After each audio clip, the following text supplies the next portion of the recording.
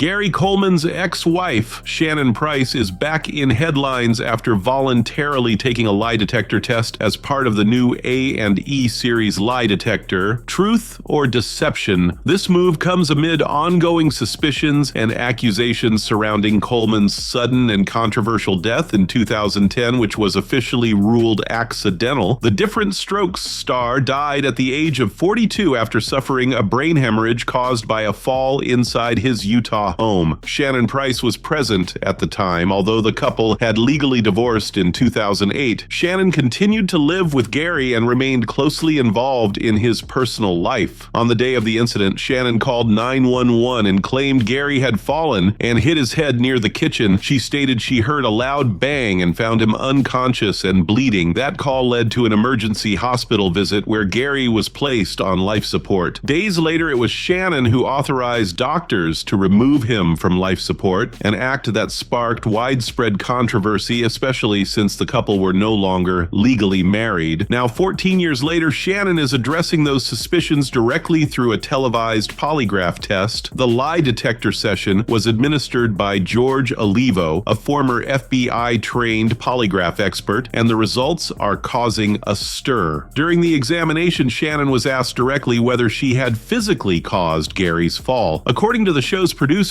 and the examiner, Shannon failed that specific portion of the test. Her physiological responses reportedly indicated deception, though she continued to deny any wrongdoing. The test also included other questions related to the day of Gary's death and their relationship dynamic. While some of the responses were considered inconclusive, it was the question about causing the fall that drew the strongest result, suggesting a contradiction between her verbal answers and her body's response. Despite the outcome, Shannon maintains her innocence. In her interview on the show, she insists she never pushed Gary, never harmed him, and that the fall was the result of a seizure. She also emphasizes that Gary was conscious and responsive when emergency responders arrived, even saying that if I had done anything to hurt him, he would have said something. She added that her decision to take him off life support was based on medical advice and protocols, not personal motives. According to Shannon, doctors informed her that Gary had suffered irreversible brain damage, and she claims she made the decision out of love and respect for his wishes. Shannon also disputes the widely circulated narrative that Gary fell down a flight of stairs. She says the fall happened in the kitchen near the island counter and that there was no pushing or altercation involved. She claims Gary's health had been deteriorating and that he often experienced seizures which may have caused the fall. The polygraph test was not legally mandated. Shannon volunteered to take it for the show, saying she was tired of the public speculation and accusations that have followed her for over a decade. Her appearance on the program was meant to clear her name and finally put to rest the rumors that she had any role in Gary Coleman's death, but the results may have done the opposite. The show's examiner, George Olivo, said on camera that while polygraph tests aren't admissible in court, they do carry significant weight in evaluating truthfulness. He stated, "The readings were clear. There's more to this story that hasn't come out." This statement, combined with the failed question, has reignited interest in the case and reopened questions about what really happened in Gary's final moments. Though no criminal charges were ever filed and authorities concluded the death was accidental, the case has never fully disappeared from public memory. Adding to the suspicion are past allegations made by Gary himself. In the years leading up to his death, Coleman had accused Shannon of abuse and sought a restraining order against her. In one of his final legal filings, he described her as controlling and aggressive. He also excluded her from his will, instead naming his ex-girlfriend, Anna Gray, as the executor of his estate. Shannon contested the will in court, arguing that she was his common-law wife and should inherit the estate, but her petition was denied. In a statement during that legal battle, she said that Gary had changed his mind before his death and had verbally indicated she should handle his affairs. The court didn't agree. Her decision to remove Gary from life support was also questioned at the time, especially since some argued she didn't have the legal authority to do so. Hospital records showed she signed the paperwork and doctors proceeded, but critics argued that a legal spouse, not an ex-wife, should have had that control. The new lie detector special has brought all these unresolved threads back into public focus. It marks the first time Shannon has directly responded to the accusations in a forensic setting. setting, and the results are far from conclusive in her favor. Still, she continues to claim that Gary's death was a medical event, not a crime. She insists the polygraph test doesn't prove guilt and that people are misreading what is simply a traumatic chapter in both of their lives. She said, "I loved him. I never hurt him. I'm doing this because I'm tired of the whispers, the blame, the headlines." But now, the headlines have returned. The aftermath of Shannon Price's lie detector results has reopened one of Hollywood's most quietly controversial cases. While the official cause of Gary Coleman's death remains unchanged, ruled as accidental due to a fall, the failed polygraph question has resurfaced the tension between what was investigated and what was never fully understood. Following the broadcast of the lie detector segment, legal analysts have been quick to point out that polygraphs, while compelling, are not legally binding. Courts do not consider them reliable enough for admissibility, but public opinion operates differently. When an answer indicates deception, especially on a question as direct as, "Did you cause Gary's fall?" that becomes a headline, and for many, a verdict. The polygraph examiner, George Olivo, maintained a neutral tone throughout the episode, but his final statement was clear. There's more to the story. He emphasized that Shannon's body language, breathing, and heart rate shifted significantly during the moment she denied responsibility for Gary's fall. While not evidence of guilt, it was a physiological marker of stress that did not align with her verbal claim. The episode also highlighted how unique Shannon and Gary's post-divorce living arrangement was. Though they had legally divorced in 2008, they remained under the same roof. Shannon claimed this was due to finances, companionship, and Gary's fragile health. Critics, however, believe this arrangement blurred the lines legally and emotionally, leading to complications when emergency decisions had to be made. The decision to remove Gary from life support is another issue that remains unsettled in the public record. Shannon signed off on it, and the hospital accepted her signature, treating her as the decision maker, but critics argued then, and still do, that she did not hold the legal authority to make that decision. Whether it was an oversight or not, it remains part of the discomfort surrounding the entire episode. Further complicating matters is the fact that Gary Coleman had attempted to distance himself from Shannon in the final years of his life. Court documents from 2009 and early 2010 show that Gary filed for restraining orders citing physical and emotional abuse. He claimed Shannon was violent, verbally abusive, and manipulative. Though not all of these claims were adjudicated, they offer important context to their dynamic near the time of his death. During the lie detector interview, Shannon briefly addressed those restraining order filings. She claimed that Gary had emotional ups and downs and was prone to making rash accusations, but that the two always reconciled. She also said that any disagreements were typical relationship stuff and not abusive in nature. Her statements, however, contrast with Gary's own written testimonies, in which he referred to Shannon as someone who makes my life miserable. One especially important detail is the issue of the estate. At the time of his death, Gary Coleman had an updated will that excluded Shannon entirely. He left everything to Anna Gray, a former girlfriend who had remained in contact with him over the years. Shannon contested this will, claiming she was Gary's common-law wife and had a right to inherit. The court rejected her claim, concluding that the legal marriage had been terminated and no common-law marriage existed under Utah law. That legal defeat cast further doubt over her intentions in the eyes of the public. Critics viewed the inheritance battle as opportunistic, while Shannon argued she was merely fighting for what Gary truly wanted. Even if it wasn't properly documented, as the A&E special reaches wider audiences, viewers are being reintroduced to this murky story with more documentation and dramatized recreations. The producers use 911 call audio, medical reports, legal filings, and photographs from the scene to reconstruct the hours surrounding Gary's fall. The footage also includes hospital logs showing that Shannon was present at the time of Gary's deterioration and that she had multiple conversations with doctors about his condition. According to the program, the medical staff confirmed irreversible brain trauma, and Shannon gave verbal and written approval to withdraw life support. Despite that, the question of motive still lingers, especially in light of their rocky history. The documentary does not suggest that Shannon committed a crime, but it does leave the audience with unanswered questions, particularly particularly after the failed lie detector question. It presents a contrast between legal closure and emotional ambiguity, a death ruled accidental surrounded by behavior that many still find difficult to explain. As of now, there is no indication that any agency will reopen an investigation. The statute of limitations on related charges has long passed, and law enforcement has reiterated that no new evidence has surfaced beyond the show's presentation. But for Shannon Price, the legacy of Gary Coleman's death remains tied to unresolved suspicion. Her decision to take the polygraph may have been intended to put the matter to rest, but the outcome has reignited scrutiny instead. The show's closing moments focus on Shannon watching her own polygraph footage, visibly anxious and holding back tears. When asked how she feels seeing the results, she says quietly, "People are going to believe what they want. I just know what really happened." That final line encapsulates the conflict still surrounding this story. Two sides, two realities, and no clear path to full resolution. Let us know your thoughts in the comments. Do you think the test revealed something deeper, or was this just emotional pressure playing tricks on the body? Drop your take in comments, and don't forget to hit like and subscribe for more real, deep dive celebrity news.